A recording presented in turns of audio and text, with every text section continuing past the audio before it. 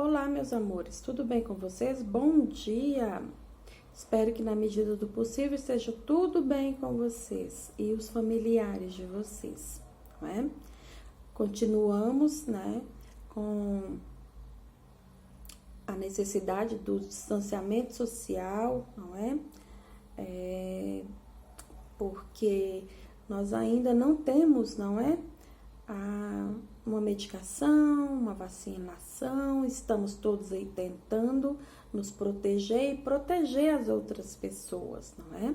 Estamos vivendo um momento ainda de muita empatia, porque assim nós cuidamos da nossa proteção e protegemos o outro também, não é verdade? Quem puder, fique em casa, não é? E se sair, que utilize aí então das recomendações, não é? Álcool em gel, máscaras, não é? Todos os cuidados que necessitam ter, não é verdade? Bom, meus amores, nós estamos aí no módulo 3 do nosso livro. Vamos para mais uma aula de geografia? Organizem-se! Ótimo, vão lá para o cantinho de vocês, peguem um livro, caderno, lápis, marca-texto. Muito bom, ótimo. Bom, nós estamos falando nas nossas aulas sobre as regiões polares, lembram disso? Isso, na última aula nós falamos sobre as banquises, falamos sobre os inlândices, isso. E hoje nós vamos falar sobre os icebergs e as permafrostes, isso. Sobre as permafrostes. Os icebergs são porções, não é? São blocos de gelo que se desprendem dos islândices. Isso. E podem percorrer por muito tempo, não é? Sobre as correntes marítimas, não é? Ele vai de acordo com a dinâmica das correntes marítimas e pode percorrer por muitos quilômetros, não é? Até se derreter totalmente, não é? Quando ele encontra aí águas com temperaturas mais elevadas, não é? Em latitudes mais baixas. Até lá, até que ele se derreta totalmente, não é? Esses blocos de gelo, eles representam grande perigo, né? Por quê? Porque embarcações podem vir a colidir, embarcações podem vir a se chocar com esses blocos de gelo, né? Porque eles estão percorrendo a mesma rota, tanto os blocos de gelo quanto as embarcações, não é? Estão ali próximos ali aos polos. É muito perigoso. Nós tivemos uma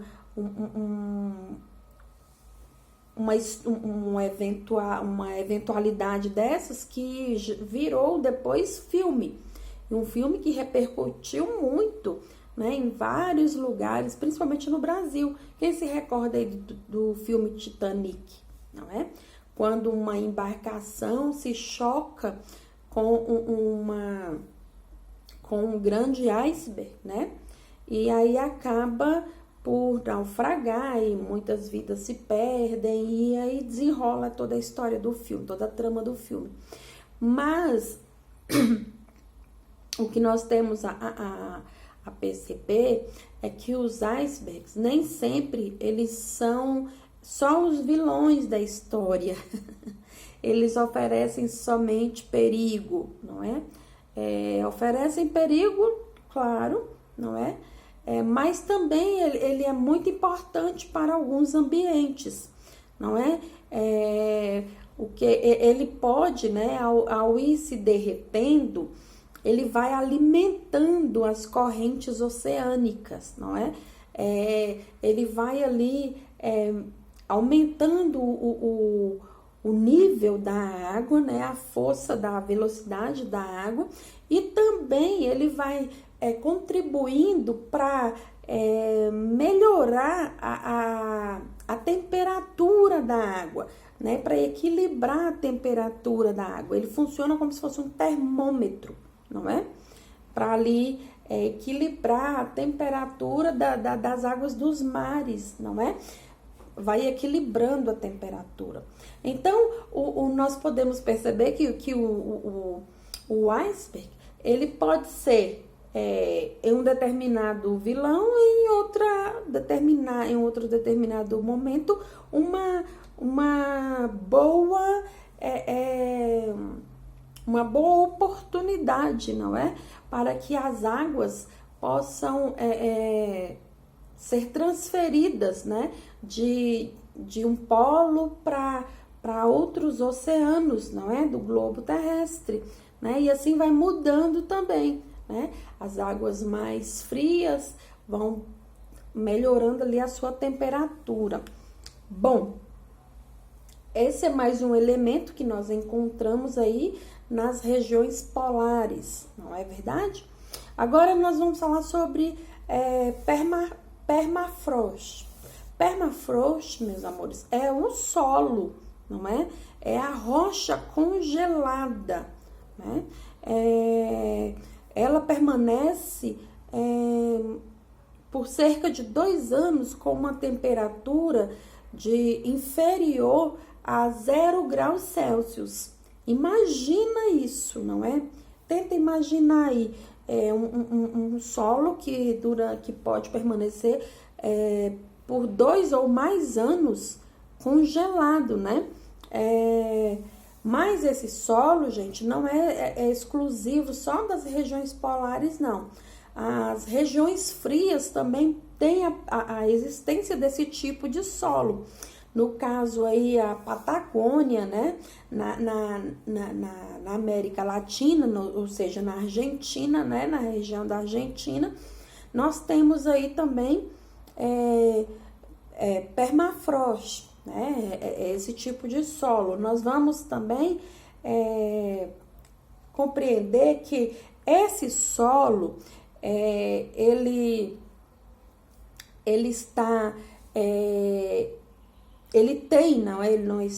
tem uma grande importância para as vidas vegetais e as vidas animais que não são aquáticas.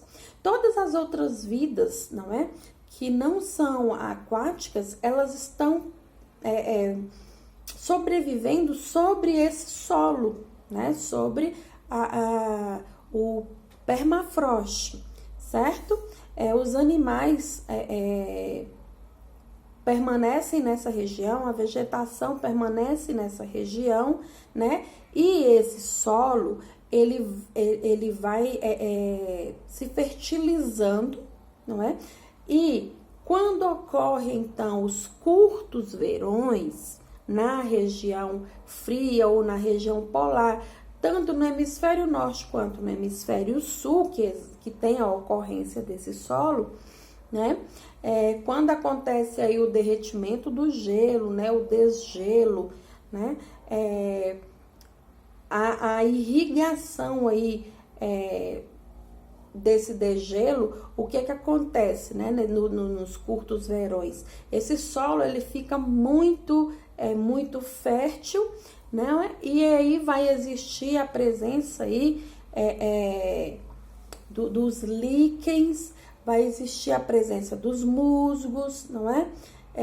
É uma vegetação que é característica da tundra. Isso, que é uma vegetação típica, não é? De regiões de permafrost. Isso. E é uma região aonde nós vamos ter aí a existência nas regiões polares, né?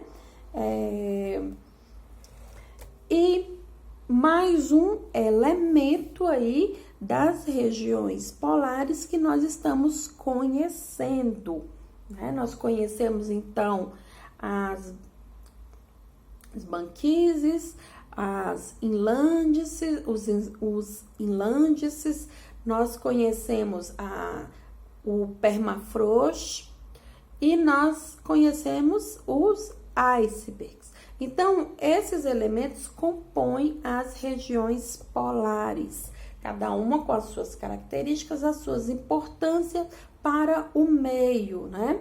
Nós percebemos aí que os icebergs, eles podem oferecer perigo, mas também podem oferecer aí certo equilíbrio e exerce uma certa importância, não é? Em algumas águas aí, não é? Equilibrando a sua temperatura e aumentando o seu volume. Já o permafrost, nós vimos que é um tipo de solo que é um tipo de solo congelável, possamos dizer assim, não é?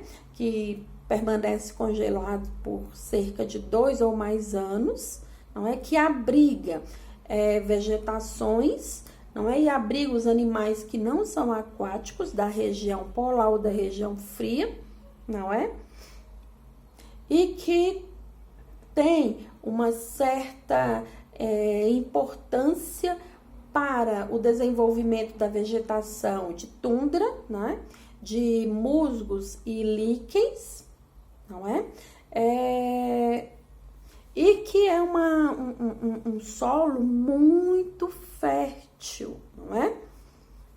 E que se derrete, não é? Que tem aí um pequeno período de derretimento aí com seus verões curtíssimos, né? Nas regiões aí. Bom, meus amores, eu espero que vocês deem uma lida no tópico, tá? No módulo 3.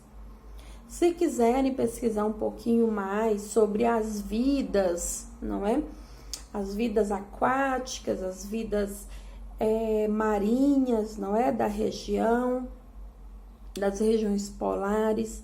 É importante, é bacana, é muito bom. Deem uma passeada pela internet, não é? Ou até mesmo em alguns outros livros, lendo aí, além dos livros de vocês, não é? Para conhecer um pouquinho mais sobre o tema, não é? Ler um pouquinho, absorver um pouquinho mais de informação sobre o tema. E façam as marcações de vocês com os lápis ou marca-texto que vocês acharem interessante. Leiam, tá? Se informe um pouquinho mais.